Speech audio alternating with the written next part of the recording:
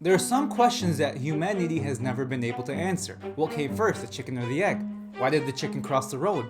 IRA or 401k? Well, today we're putting that question to rest. No, I don't know why the chicken crossed the road or whether the chicken or the egg came first, but what I do know is why and when you should be investing into an IRA or a 401k. Make sure to stick around to the end because I'm going to tell you exactly which one fits for your situation. So 401k and an IRA are both retirement accounts that have their tax advantages. This means that you can invest into these accounts or these buckets and they'll allow you to have some advantages when you go to withdraw during retirement. Both of these accounts are locked until 59 and a half years old. So whatever you invest into these accounts are meant to stay and grow until you reach that retirement age of 59 and a half. A 401k is a retirement account that is specifically employer sponsored. This means that you need to have an employer that offers a 401k. You cannot open up this yourself without an employer. Within this, you can invest money, and depending on which route you go, traditional or Roth, you can invest with your post-tax or your pre-tax dollars. And in the end, when you go to withdraw, depending on which option you took, you're going to have some tax benefits. The amount that you specifically, the employee, can invest into this 401k is $22,500.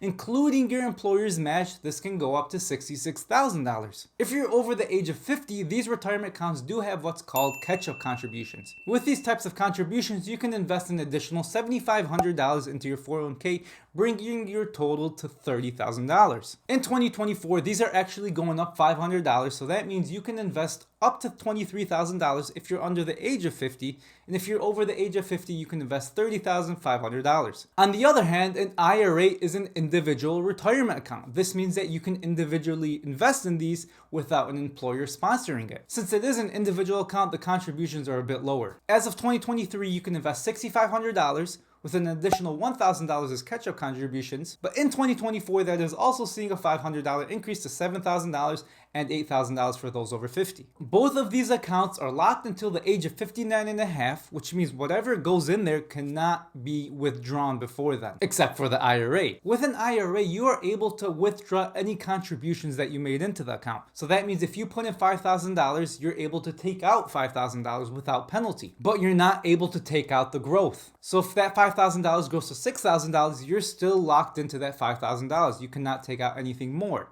If you do, you're going to be hit with a 10% penalty and taxes. That rule does not apply to your 401k. You can't take out your contributions or your gains. It's important to remember the IRA and the 401k are just the buckets. They are not the actual investments. The investments are going to be the stocks, the ETFs, and the bonds that you buy within these accounts. Now, the 401k and the IRA can both go in two different directions, and that's either traditional or Roth. When investing in a traditional 401k, that means you're investing with your pre-tax dollars. Your pre-tax dollars are basically before your salary gets taxed. So you have your salary, which gets broken up into your gross pay, then you get taxed, and then what's sent to your bank account is your net pay or your post-tax paycheck. With a traditional account, you're paying with your gross pay. There are many benefits with paying with pre-tax, but the first one is that you're delaying your taxes until retirement. So you're getting gains on your taxes, basically. The next big advantage with the 401k is it has an employer match. What this means is that the employer will incentivize you into investing into your 401k by offering you free money. They'll match money that you put into your account up to a certain limit depending on your company policy. So for example, if your company offers a 4% match on your investments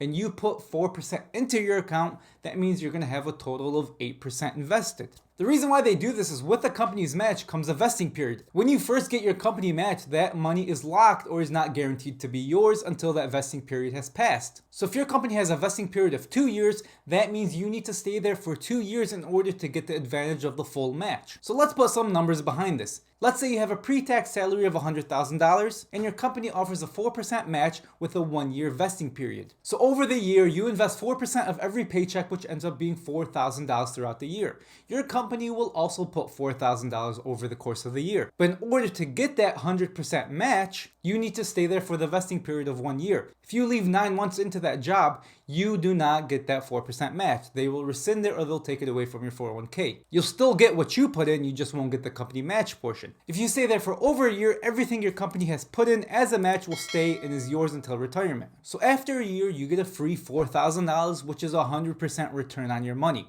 Where else can you get 100% return on your money? On the other hand of a 401k, we have what's called a Roth 401k. Yes, this does exist, but a lot of people just default to using the traditional route. A Roth 401k is investing with your post-tax money or your net pay. So let's say your salary is still $100,000 and you want to invest with your post-tax money. After taxes, which is about 30%, you're going to have $70,000.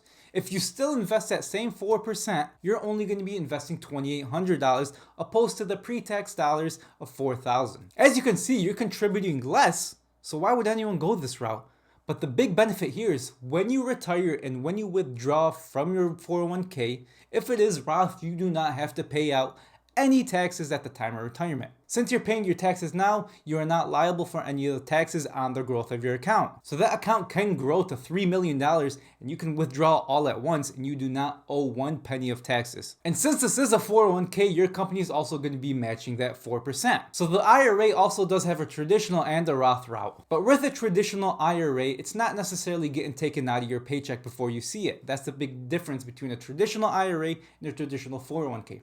It's still pre-tax dollars, but you're just deducting it from your total income when it comes to tax season. With a Roth IRA, these are post-tax investments. You take that out directly from your bank account, which has already been taxed, and invest that into the account. Now that we have an understanding on what a traditional IRA is, what a traditional 401k is, what a Roth IRA is, what a Roth 401k is, let's talk about which situation is best for you. A 401k's biggest advantage over an IRA is that it has its company's match or it has its free money that comes in. Also does have a bigger contribution limit at $23,000 compared to $7,000 for an IRA. Depending on how much you actually want to invest into these accounts, that could sway your decision. With a 401k, it is also less flexible. Since it's employer sponsored, they pick the brokerage, which picks the investments that you can have, and you don't have that total freedom that you will see with an IRA. With an IRA, you can pick any brokerage that you want that offers an IRA, which to my knowledge is all of them that I've seen, and you have a freedom of any investment that you want to go into that account. Another big advantage that the IRA has over the 401k is that you can take out any contributions that you put in. With a 401k, anything you put in there is totally locked until 59.5 unless you want to get hit with a penalty and taxes. Personally, I invest in both. With my 401k, I invest with traditional contributions, so pre-tax dollars up to my company's match. And then I also max my Roth IRA so I get some post-tax advantages. But which one you should fall into falls into 3 situations for the most part. Situation 1, which is you have a high income now and you expect your income and your expenses to drop during retirement. So basically you're going to be in a higher tax bracket now than you will be when you retire.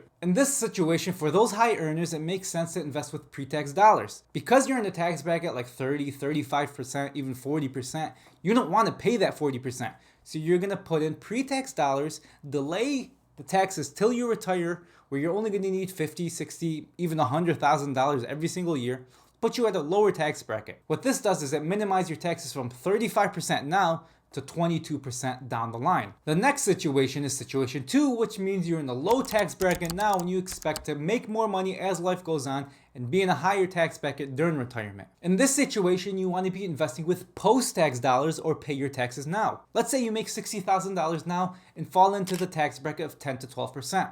You want to pay your taxes now because that's such a low tax bracket. If you expect to make more as the years goes on and during retirement, you're going to be in a higher tax bracket. Let's say you want to take out $100,000 or $120,000 every year during retirement. This means that's going to put you into a 22 or a 24% tax bracket. So pay your taxes now at 10% and don't worry about them later at 24%. And now situation 3. You make a moderate amount of money now and you don't know how much you're going to need in retirement and how that's going to differ from now. And you don't really trust the government on how they're going to adjust the tax brackets, so you do a combination of both. See, investing isn't all about numbers at the end of the day. In the end, it's really about finding peace with your money. And that can be done by removing uncertainty. Every year we see the tax brackets change, and we see how presidents are going to change these tax brackets by either hiring them or lowering them. And how do we know where they're going to be in 30, 40 years? The reality is we don't, and that's why I think situation 3 is the best. You invest some pre-tax dollars and some post-tax dollars. This way, when you retire, you have both options. If you want to buy a boat for $1 million,